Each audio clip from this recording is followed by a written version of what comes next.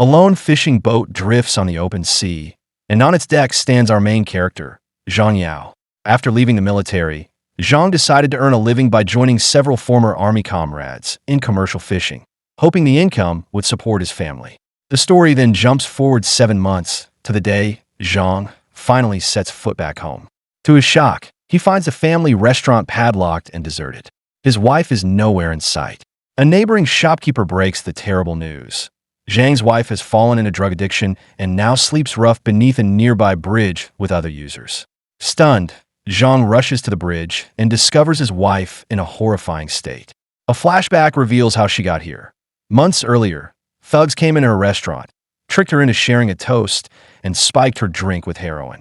The first dose hooked her. As the craving grew, she sold everything she owned to buy more. One night, high and disoriented, she left their young daughter unattended on the street. A passing truck struck and killed the child. Back in the present, consumed by guilt, Zhang's wife climbs the bridge railing, intent on ending her life. Zhang scrambles after her, begging her to stop. He promises he'll admit her to rehab and that she can still reclaim a normal life. But she has lost all hope. She lets go and takes her own life, leaving Zhang shattered. The narrative cuts ahead 2 years. Police officer Andu spearheads a raid on a narcotics den, confiscating a sizable haul of drugs and rounding up users. Suddenly, a man appears, insisting that only 2 of the seized packets be logged as evidence because the shipment belongs to Mukun, the city's most powerful drug baron. Though Andu bristles at the demand, he has no choice but to comply. We then meet Mukun himself, an elderly man, visibly frail and wrestling with failing health, yet still the mastermind behind the region's heroin trade. He is visited by his right-hand man, Haida, who tells him about Mukun's illegitimate son, Soong. According to Haida, Soong is currently imprisoned in the Philippines and is known as a highly dangerous criminal.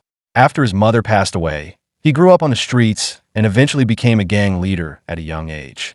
Haida explains that Soong has committed numerous murders and doesn't even hesitate to eat people. Despite the horrific crimes committed by his son, Mukun remains completely calm. He says that he doesn't have much time left to live and wants to make up for the mistakes he made in the past.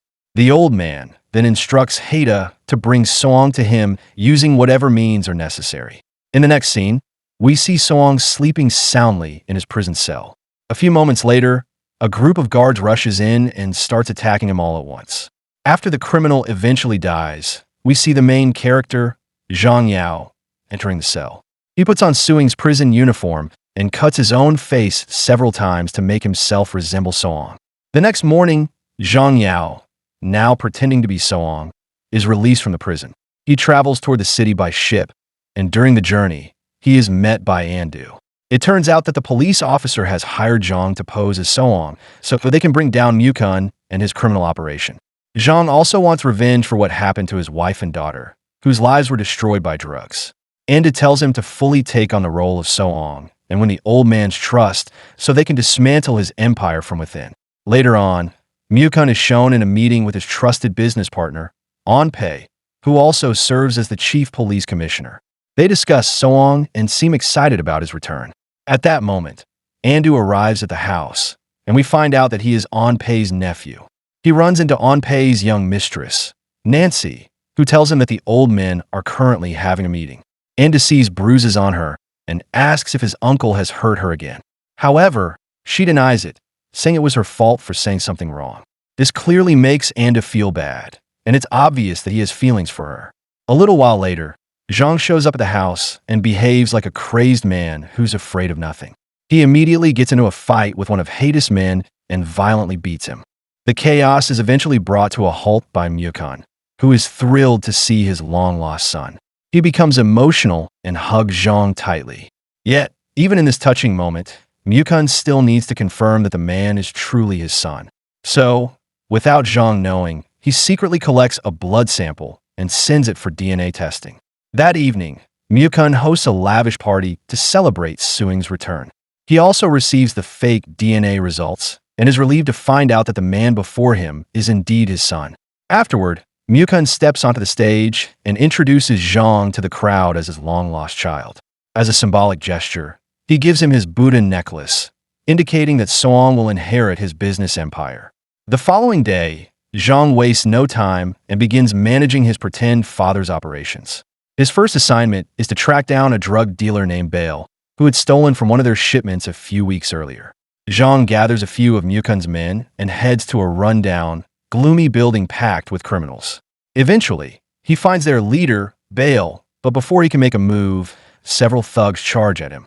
Despite the ambush, the former soldier overpowers them with ease and eliminates every single one. He then beats Bale mercilessly and is just about to shoot him. But before he can pull the trigger, Bale bursts into tears and begs for his life, promising he will do anything to serve him. Soon after, Zhang returns to the house and proudly presents both Bale and the stolen drugs to Mukun. The old man is thrilled. Not only has his son recover the drugs, but he also forced their enemies to surrender. This solidifies Mukun's trust in Zhang, and he officially entrusts him with overseeing the business. He instructs him to go and inspect the drug manufacturing facility. Over the next few days, Zhang travels with Bale to visit their various factories around the country. He then introduces several new strategies to enhance the operations, which lead to a major increase in profits. A few days later, Zhang meets up with Andu and hands over the exact locations of all the factories and their shipping routes. However, the officer says this isn't enough. He explains that Mukun has a private vault filled with large sums of illegal money, along with records of bribed officials. Andu adds that Mukun's real strength lies in his alliance with Anpei, and he urges Zhang to stage a confrontation that will spark a war between the two old partners. That same evening, Zhang meets Anpei for dinner and bluntly informs him that, from now on, he will receive only 10% of the profits instead of the 40% he currently enjoys. The announcement infuriates Anpei, who retorts that he follows only Mukun's orders, not anyone else's. Zhang remains calm and plays a video in which Anpei is clearly seen murdering someone. He threatens to release the footage to the public, prompting the commissioner to retaliate by arresting Zhang and throwing him into a cell. Later that night, Bale and his men storm the police station, attacking with Molotov cocktails and automatic weapons. Meanwhile, Anpei is on his way home when he hears about the assault, and frustration consumes him. He phones Mukun to report his son's behavior, which escalates into a heated argument between the two elders. The stress of the quarrel leaves Mukun visibly weaker and increasingly ill. As Anpei's car speeds along the road, it is suddenly hit by a bomb blast, veers off course, and crashes into a drainage ditch. Elsewhere, Andu quietly unlocks Zhang's cell and tells him the plan has changed. Mukun is on the brink of death, so Zhang must reach him immediately to secure the vault's password and location. Soon after, Zhang approaches the dying Mukun, who tearfully apologizes for abandoning him and his mother so many years ago. The old man then reveals where the secret vault is hidden and explains that the password is concealed inside the Buddha necklace. Hearing this, Zhang smiles and tells him the truth, that he is not Soong and that the real Soong is already dead. Stunned, Mukun tries to respond, but he passes away before he can utter a word. Zhang walks into the main hall and announces Mukun's death. The family lawyer begins to read the will, which declares Soong as the next chairman and sole heir to all of Mukun's assets. Furious, Haida pulls out a gun and shoots the lawyer, proclaiming that he, after years of loyalty, deserves to be chairman. Haida then turns his weapon on anyone who refuses to support him, plunging the house into chaos. Zhang, Andu, and Bale join forces against him, but the sheer number of Haida's loyal henchmen forces them to retreat. They hurl a bomb into the mansion, killing most of the guards. Yet to their surprise, Haida emerges from the rubble, still alive. Haida lunges at Zhang, and the two trade blows until a screech of tires echoes through the courtyard. Andu barrels in, ramming his car straight into Haida and pinning him against a massive stone statue. The collision's force topples the statue, and it crashes down, crushing Haida beneath its weight and killing him instantly. When the dust settles, Zhang turns to Andu, calmly reveals the exact location of Mukun's vault, and hands over the Buddha necklace that contains the password. No sooner has the necklace changed hands than Bale levels a gun at Zhang, and Andu's expression twists into something cold and predatory. At that moment, the truth comes out. Andu is a crooked cop who has been scheming for years to seize control of Mukun's empire. He never found the right opening, until Mukun asked him to track down his lost son. Recognizing Zhang's elite military training and the tragedy drugs had wrought on his family, Andu chose him to impersonate Soong and set the plan in motion. Every step, Andu explains, has been orchestrated. Bale is his loyal accomplice, and the two of them never meant to let Zhang live once his usefulness ended.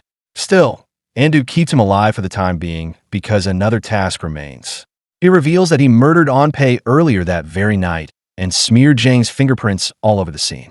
Now Andu intends to play the hero by capturing Soong, the infamous drug lord who supposedly killed the police commissioner.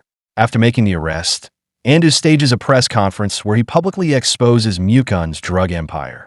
In the days that follow, Andu wields his newfound authority to launch a sweeping cleanup campaign across the city.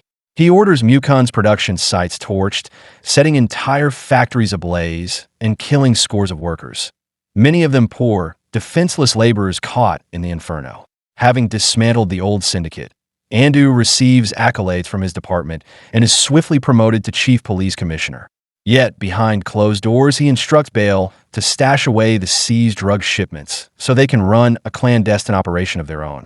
Soon afterward, Andu unlocks Mukun's secret vault and discovers an entire room stacked with $2 billion in cash. The sight leaves him giddy, and he begins crafting the next phase of his grand design. Days later, he organizes a memorial service for Mukun and Anpei at the very same venue where their partnership once flourished. The event drew heavy media coverage because no one had suspected the two men were criminal allies. Hidden beneath the solemnity, however, is Andu's deadly intention. He has invited every one of the deceased associates to the ceremony, planning to detonate a bomb and eliminate all rivals in a single blast. As the funeral commences, Andu watches from a separate building that also houses the vault, ready to pull the trigger on his murderous scheme. He has brought Zhang along as well, intending to lay all responsibility for the coming events at his feet. Inside the funeral hall, Nancy steps onto the stage and offers a polite greeting to the guests. She then draws back a curtain behind her, exposing enormous piles of narcotics and countless photographs of people whose lives were shattered by addiction. The shocking display leaves everyone gasping, but before anyone can react, Nancy slips out a rear exit and locks the doors, trapping the crowd inside. She soon meets up with Bale, and the two share an emotional embrace. Moments later, Andu triggers the explosives, obliterating the entire funeral hall and killing every soul within. Without warning, the vault holding the $2 billion erupts behind Andu as well, leaving him dumbstruck. Enraged, the officer instantly understands that Zhang orchestrated the sabotage. A flashback reveals the backstory. Nancy was the daughter of an honest police commander who devoted his life to combating drugs. She worked as a physician in a rehabilitation center, where she met Bale's younger sister, a patient battling addiction. Nancy did everything in her power to help the girl, and the young woman was eventually discharged. Sadly, the recovery was short-lived. She relapsed soon afterward and ultimately took her own life. To make matters worse, Nancy's father was murdered by Mukun's gang because he interfered with their operations. During this period of grief, Nancy crossed paths with Bale, who was mourning his sister as well. Together, they visited a riverside shelter where families of addicts lived in dreadful conditions. One day, drug dealers descended on the settlement, demanding payment from the destitute occupants. Nancy and Bale tried desperately to intervene, but were overpowered. At the bleakest moment, Zhang arrived and turned the tide, savagely beating the dealers and driving them away. From that incident, the trio resolved to join forces and avenge the countless families condemned to misery by the drug trade. Nancy's first move was to get close to Anpei, using her charm to seduce him and extract inside information. She then shifted her focus to Andu, aware of the deep resentment he held toward his uncle. Meanwhile, Bale posed as a drug dealer and intentionally appeared during one of Andu's raids. Zhang made his entrance soon after, once he learned that Andu was searching for someone to impersonate Soong. In this way, the trio deliberately inserted themselves into Andu's inner circle, each with a secret agenda. Back in the present, Andu grins wickedly, admiring the brilliance of their scheme. Yet, he boldly declares that nothing will prevent him from rising as the new drug kingpin. Without hesitation, he commands his men to kill Bale and Nancy, and they are both gunned down in a hail of bullets. However, just before she dies, Nancy activates a hidden explosive embedded in her arm, instantly killing all of Andu's henchmen. Furious, Andu retaliates by shooting Zhang and hurling him off the building. Afterward, Andu starts celebrating, convinced that his victory is complete. But then, he freezes.